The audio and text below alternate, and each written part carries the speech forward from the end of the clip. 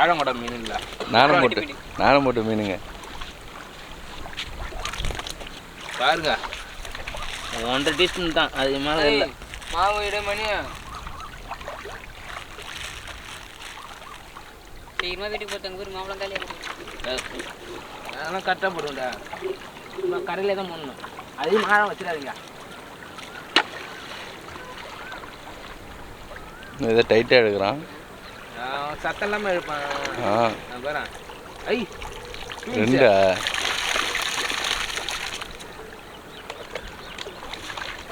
அதையும் தவிர போகிற வாயை தொங்க வச்சுக்கிறேன். நான் போட்டோ ஒன்று தானே மீன் கறி.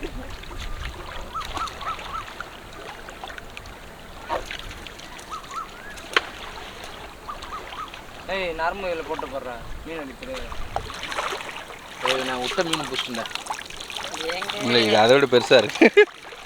எங்க மீனை பாருங்க, தாழங்கூடா மீனுங்க.